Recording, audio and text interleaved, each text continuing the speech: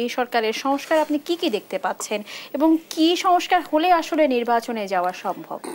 উনি বলছে উনি একটা অন্তর্বর্তীকালীন সরকার, আবারও বলছে অন্তর্বর্তীকালীন সরকারের কোনো মেয়াদ নাই। মেয়াদ আমার ইচ্ছা, আমি যা বলবো বাস্তব, কিন্তু ইউনূস সাহেব তো মেয়াদ তার ইচ্ছা নেয় নাই। উনি বলছে ডিসেম্বর থেকে জুনের মধ্যে নির্বাচন, এটা উনি ফিক্স করছেন। দ্যার ইজ নান, আপনি ফিক্স করতে পারবেন না, কারণ তাকে তো দেওয়া হয় নাই যে আমার মেয়াদ কতক্ষণ। বাট উনি একটা মেয়াদ ফিক্স করছেন, সেটার জন্য সবার কিন্তু কৃতজ্ঞ থাকা উচিত। লড়াই কিন্তু এখন নির্বাচন নিয়ে না, লড়াই ডিসেম্বর থেকে জুন এর ভিতরে। ওনারা বলছেন ডিসেম্বরের মধ্যে, জামাত ইসলাম বলছে যে আমরা রোজার আগে চাই। এখন আসেন এই সরকারটাকে যে সে যে নির্বাচন দিবে, তারিখটা কেন চাচ্ছে সেটা একটু পরে আসি। তার আগে আসি যে এই মুহূর্তে যদি নির্বাচন হয় দুদু ভাই, কোনো সন্দেহ নাই, আমার ব্যক্তিগত ধারণায় এই মুহূর্তে নির্বাচনে বিএনপি আমার মনে হয় 260-70টা সিট 80টা সিটও পেয়ে যেতে পারে আজকে পর্যন্ত যে অবস্থা। কিন্তু নিশ্চয়ই উনি বিশ্বাস করবেন যে গণতন্ত্রে কিন্তু একটা শক্ত বিরোধী দল দরকার।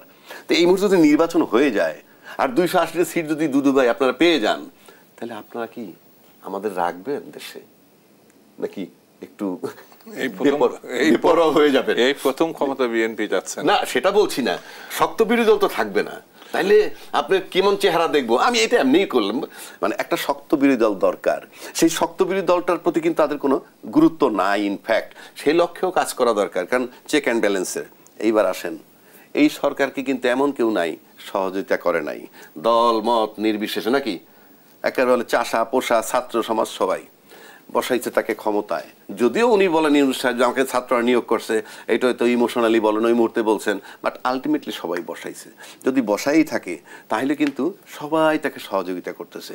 তো সবাই যাকে সহযোগিতা, এই যারা তাকে সহযোগিতা করতেছে, তারা কিন্তু বিগত 10-12 বছর পতিত সরকারের বিরুদ্ধে আন্দোলন করছেন না?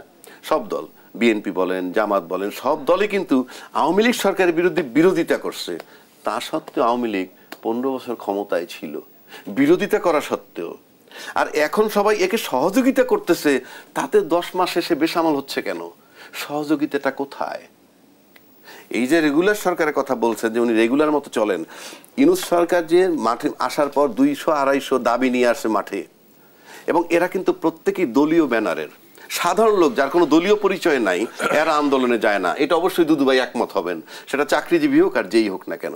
আচ্ছা, চাকরিজীবী হোক আর যেই হোক, কিন্তু দুদু ভাইরা কি কখনো বলছে যে দেখো উনি একজন অন্তর্বর্তীকালীন সরকার, উনি একটা নির্বাচন দিয়ে চলে যাবে, আর যেই দাবি দেওয়াগুলো নিয়ে আসতেছে যে 5ই আগস্টের পরে তৈরি হয় নাই, এগুলো তার আগে তৈরি হওয়া। আমি মনে করি গণতন্ত্রের স্বার্থে তাদের বলা উচিত ছিল যে বাবা তোমরা যে দাবি দেওয়া নিয়ে আসছো এগুলো নিয়ে বাসায় যাও। উনি একজন অন্তর্বর্তীকালীন সরকার, ঝামেলায় ফালায়ও না, উনি নির্বাচন দিয়ে চলে যাক। কেউ কিন্তু বলেননি। তাহলে কি এটা ইন্ডিকেট করে যে উনি খারাপ অবস্থায় থাকুক সেটা তারা চান? এই লোকগুলো তো রাজনৈতিক দলের। দ্বিতীয় কথা, এটা আমি আরেকবার বলে গেছিলাম যে নতুন একটা আইন করছে, সবাই স্যাটায়ার করে, ইভেন আমি টকশোতেও দেখি যখন স্যাটায়ার করে। আরে ভাই, অধ্যাদেশ জারি যখন 111-এর সময় বহু অধ্যাদেশ জারি হয়েছে, সেখানে আইন করছে ঘাড় ঘুরে এইটা হবে, উস্কানি দিলে তোমার চাকরি যাবে, ডিমোশন হবে। সমস্যাটা কোথায়? এই কথা সেদিনও বলে গেছি, আজকেও বলতেছি। সেটা কি যে সৌদি আরবের বিধান আছে চুরি করলে হাত কেটে দেয়, সৌদি লোকের কি হাত নাই? হাত আছে তো। আবার বলছে যদি কুদৃষ্টি দেখে তাকায় চোখ তুলে ফেলে সৌদি আরবে, মানুষ সৌদি লোকের চোখ নাই। সুতরাং আইনে কিছু আসে যায় না।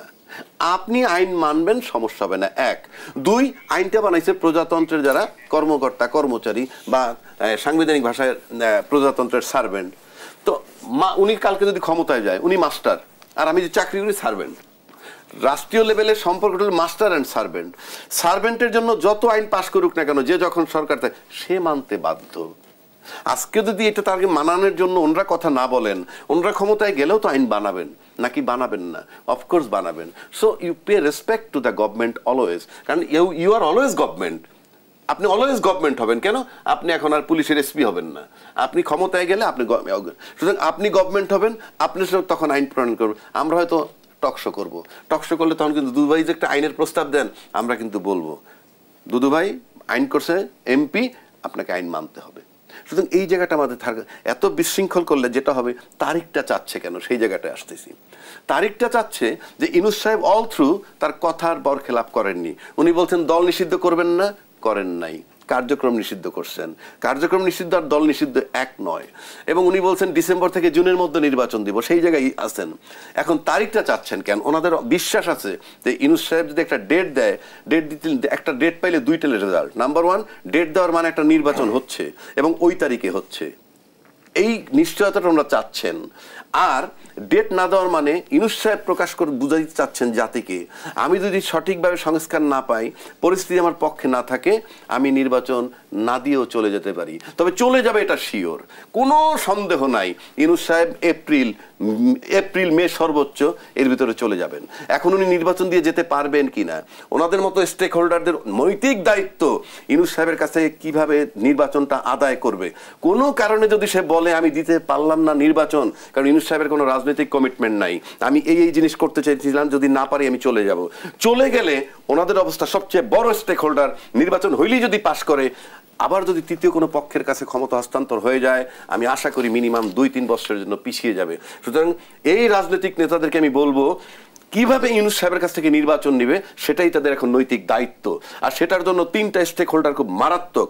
1, বিএনপি অনেক বড় স্টেক হোল্ডার। 2, এরকম ক্রাইসিস টাইমে আমরা আর্মি একটা ফ্যাক্টর, রেজিমেন্টেড ফোর্স, তারা কন্ট্রোল করবে, নিয়ন্ত্রণ করবে। 3, ইউনূস সাহেব। ও ছাত্র বাদ দেন, ওইগুলার কোনো অস্তিত্ব নাই।